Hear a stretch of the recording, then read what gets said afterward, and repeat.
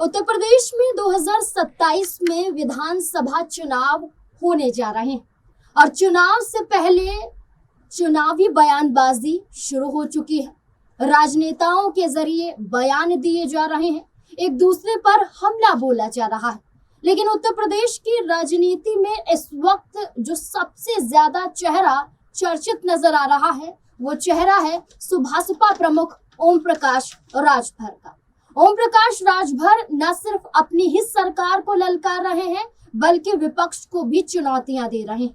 क्या ओपी राजभर के ये बयान आने वाले समय में चुनावी फायदा पहुंचाएंगे या खुद की नैया खुद डुबाते हुए ओपी राजभर दिखाई देंगे? इसी से जुड़े हुए तमाम सवाल हैं और इनके इर्द गिर्द और क्या मुद्दे उठ रहे हैं उत्तर प्रदेश की राजनीति में, इस पर चर्चा करेंगे। हमारे साथ हमारे वरिष्ठ सहयोगी अमन सर मौजूद हैं, उनसे चर्चा करते हैं।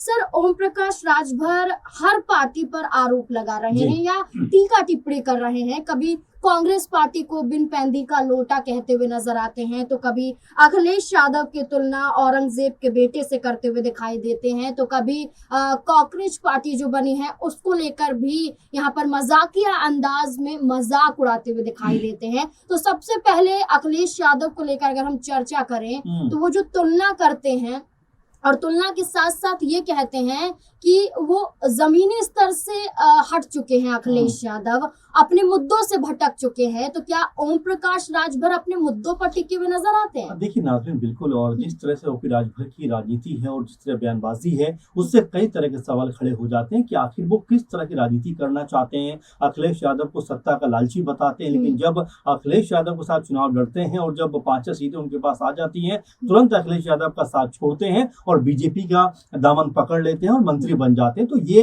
कहीं ना कहीं साबित करता है कि सत्ता का लालची कौन है। दूसरी बात की अभी कुछ दिनों पहले ही बात हो रही थी, एक जर्नलिस्ट से बात कर रहे थे, उसमें वो कहते हैं, जब सवाल पूछा जाता है कि हाँ अखिलेश यादव से मेरी मुलाकात हुई थी कुछ दिनों पहले, एक ही प्लेन में हम सवार थे और जैसे हम नीचे उतरते हैं अखिलेश यादव जी से मुलाकात होती है, अच्छी चाय पानी होती है। उसके बाद अखिलेश यादव को लेकर सवाल पूछा जाता है कि क्या अखिलेश यादव ने आपको नहीं कहा कि आप हमारे साथ आ जाइए?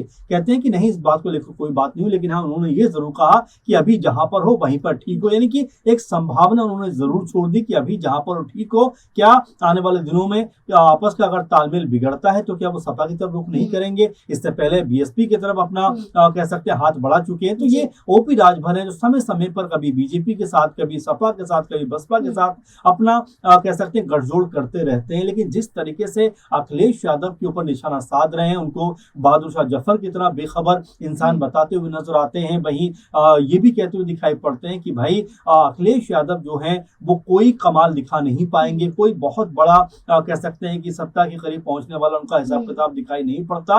वो बिल्कुल बेखबर है, कोई उनको खबर नहीं है। और यही वजह है कि यहाँ पर ओपी राजभर तमाम तरह के आरोप जो हैं वो अखिलेश यादव के ऊपर लगाते हुए दिखाई पड़ते हैं। अब यहाँ पर नाज़रीन ये भी देखिए आपकी कुछ दिनों पहले की ही बात है जब कुछ लोग यानी 50-60 लोग के आसपास ये कहा गया, खासकर आजमगढ़ में, कि एक पूरी की पूरी लिस्ट सामने है जिसमें ये कहा गया कि भाई ये जो सपा और बसपा के लोग थे ये अब सुबह सपा में शामिल हो गए। तो एक तरीके से उन्होंने झटका देने का भी काम किया। लेकिन क्या इन लोगों के आने से सुबह सपा का कोई बहुत मजबूती मिल पाएगी? और दूसरा महत्वपूर्ण सवाल कि जब सीटों का बंटवारा उत्तर प्रदेश में होगा एनडीए कुनबे का, तो क्या वहां पर जो ओपी राजभर है उनकी पार्टी जो है उनकी स्थिति मजबूत रह पाएगी? अगर ऐसा नहीं होता है तो फिर घूम फिर के क्या वो सपा के पास आएंगे? तो अभी तमाम सारी बातें हैं जो आने वाले दिनों में कह सकते हैं कि बहुत सारा जो पॉलिटिकल फेरबदल है वो होता हुआ दिखाई पड़ेगा। लेकिन ओपी राजभर की जो बयानबाजी है, जिस तरह से वो बात को रखते हैं, ऐसा लगता है कि बहुत सीरियस जो पॉलिटिक्स होती है उसमें उनकी दिलचस्पी बहुत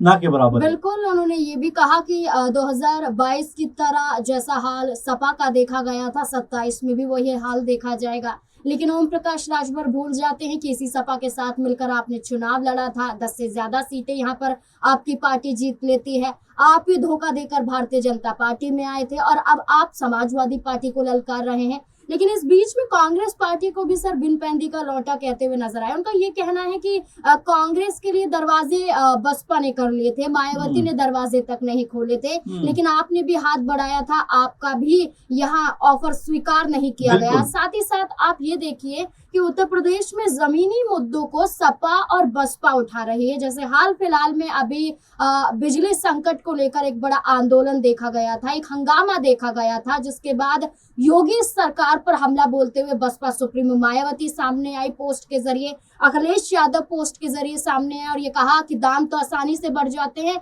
लेकिन राहत आम लोगों को, किसानों को, बेरोजगारों को नहीं मिल पाती है। तो ऐसे में मायावती और अखिलेश यादव एक राह पर दिखाई दे रहे हैं, लेकिन ओम प्रकाश राजभर की राह नजर नहीं आ रही है, क्योंकि वो सिर्फ पार्टियों पर ही टीका टिप्पणी कर रहे हैं। देखिए बिल्कुल बिल्कुल, जिस तरह से ओपी राजभर ने कांग्रेस पार्टी को लेकर कहा, जिस तरह से बीएसपी को लेकर कहा, कुछ दिनों पहले भी उनका बयान सामने आया था कि भाई अगर दोनों साथ आ जाते हैं तो अपनी सरकार बना सकते हैं, और खुद ओपी राजभर ने भी बीएसपी की तरफ अपना हाथ बढ़ाया था, लेकिन उनको कोई जवाब नहीं मिला। तो दूसरे पर टीका टिप्पणी करने से बेहतर है कि ओपी राजभर या उनकी जो पार्टी है वो खुद को बेहतर दिशा में लेकर जाती हुई दिखाई पड़े, क्योंकि इस बार उत्तर प्रदेश में जो कंपटीशन है बहुत ज्यादा टफ और मजबूत होने वाला है। आप देखेंगे चिराग पासवान ने ऐलान कर दिया है कि भाई मैं उत्तर प्रदेश में चुनाव लड़ूंगा, और इसीलिए वो तमाम तैयारी भी कर रहे हैं। तो दलित और पिछड़ों को उनकी भी नजर है। वहीं आप देखेंगे कि मुकेश सहनी भी लगातार जो मल्लाह समुदाय है उनको लेकर लगातार निशाना साध रहे हैं कि भाई बहुत सारे लोग उनके वोट तो ले लेते हैं लेकिन उनके लिए कुछ करते हुए नजर नहीं आते। तो ऐसे में पूर्वांचल की जो राजनीति है, उत्तर प्रदेश की जो राजनीति इस बार बहुत टफ होने वाली है। तो ऐसे में ओपी राजभर को चूंकि जब सपा के साथ में वो थे तो 17-18 सीटों पर चुनाव लड़े थे,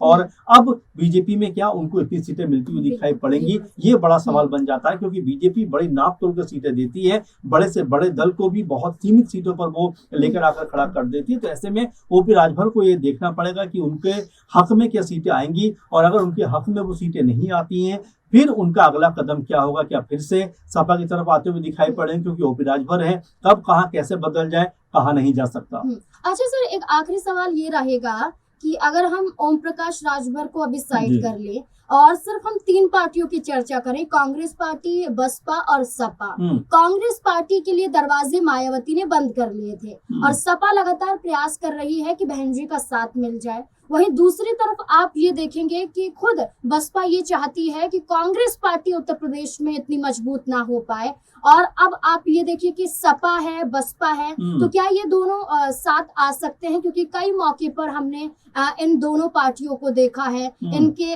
बयानों के जरिए भी यही नजर आता है। और जहां अभी अखिलेश यादव ने कहा कि बात सीटों की नहीं जीत की है, और ये कहा गया कि कांग्रेस पार्टी के साथ गठबंधन नहीं हो सकता है, तो क्या बसपा के आने का इरादा बनाया जा रहा है? क्या कोशिश या उम्मीद दिखाई दे रही है? देखिए बिल्कुल बिल्कुल, और यहाँ पर बसपा को भी पता है कि उनको उत्तर प्रदेश में अगर खुद को मजबूत करना है तो सहारे और सपोर्ट की जरूरत तो है। और देखिए वैसे भी अगर बीजेपी को भी देखें, हम इतनी बड़ी मजबूत पार्टी दिखाई पड़ती है, 1700-1800 उनके पास विधायक हैं, और उसके बावजूद भी तमाम राज्यों में जहां पर भी वो कमजोर दिखाई पड़ती है, लोगों के साथ में वो गठबंधन करने में तनिक भी हिचकिचाते नहीं, पीछे नहीं हटते। इसीलिए ये पार्टी जो है वो लगातार मजबूत होती जा रही है। वही मायावती को देखें तो लगातार वो कहती है कि भाई एकला चलो कि हम बात करेंगे, अपने दम पर सरकार लेकर आएंगे, अपने दम पर सरकार बनाएंगे, लेकिन जमीनी स्तर पर देखा जाए नाज़रीन तो वहां पर कुछ दिखाई नहीं पड़ता। आप देखेंगे 2024 के जो लोकसभा चुनाव हुए उसके आंकड़े भी खंगालेंगे तो पता चलेगा कि मायावती के हक में 8 से 10% के आसपास वोट आया, यानी कि जो दलित वोट बैंक 20 से 22% के आसपास था, उसमें भी उनके पास आधे से ज्यादा चला गया। तो ऐसे में अब मायावती को समझना पड़ेगा कि उनकी जो राजनीति है वो पहले वाली नहीं है। अब उनको दोबारा रिस्टैब्लिश करना है तो क्यों ना सपा के साथ हाथ मिलाया जाए। और जबकि सपा लगातार इस बात को कह रही है कि अगर बीएसपी साथ आ जाती है तो हम उत्तर प्रदेश में एक मजबूत सरकार बना सकते हैं, साथ में कांग्रेस पार्टी का साथ मिल जाए तो जो तीनों पार्टियों को जिक्र आप कर रहे थे, बीजेपी के लिए मुश्किलें खड़ी करते हुए दिखाई पड़ सकते हैं, क्योंकि लोकसभा चुनाव में तकरीबन 16-17 सीटें ऐसी रही जो बीएसपी की वजह से ही इंडिया गठबंधन को गंवानी पड़ी। वहीं अगर विधानसभा 2022 की बात करें चुनावों की, उस वक्त भी 70 से 80 सीटें ऐसी रही जो मायावती की वजह से सपा को गंवानी पड़ी। तो कुल मिला जुला कर देखा जा सकता है कि दोनों पार्टियां एक साथ आए तो यहाँ पर जो वोट बैंक अगर एक साथ जुड़ता है, एक साथ आता है, तो बहुत बड़ी जीत यहाँ पर हो सकती है। लेकिन क्या मायावती इसके लिए राजी होंगी, ये अपने आप में बड़ा सवाल है, क्योंकि आकाश आनंद को मुख्यमंत्री के तौर पर पेश किए जाने की बीएसपी की तैयारियां चल रही हैं। 23-24 में यानी 2 दिन मीटिंग भी है उत्तर प्रदेश में। तो ये तमाम सारे सवाल है जहां पर बीएसपी को देख के ऐसा नहीं लगता कि वो हाथ मिलाने को तैयार है। बिल्कुल, जहां बसपा सुप्रीमो के लिए सब तैयार बैठे हैं कि बसपा बस हाथ मिला ले, वहीं बसपा के जरिए एकला चलो की राजनीति अपनाई जा रही है। इस बीच में ओम प्रकाश राजभर के ये बयान ये माना जा रहा है कि भारतीय जनता पार्टी पर ही भारी पड़ सकते हैं। अब देखना होगा कि राजनीति किस और करवट लेती है, क्योंकि 27 के चुनाव में अभी समय बाकी है और बयानों के जरिए ये दावा नहीं किया जा सकता है कि कौन किसके साथ है। ये तो अपने फायदे के हिसाब से राजनीति में कदम उठाए जाते हैं। अब देखना होगा कि आने वाला कदम क्या बताता है ओम प्रकाश राजभर का, बसपा सुप्रीमो मायावती का, सपा, कांग्रेस या भाजपा का। आपको क्या लगता है? इस पूरे मुद्दे को लेकर अपनी राय कमेंट सेक्शन में जरूर दें। धन्यवाद।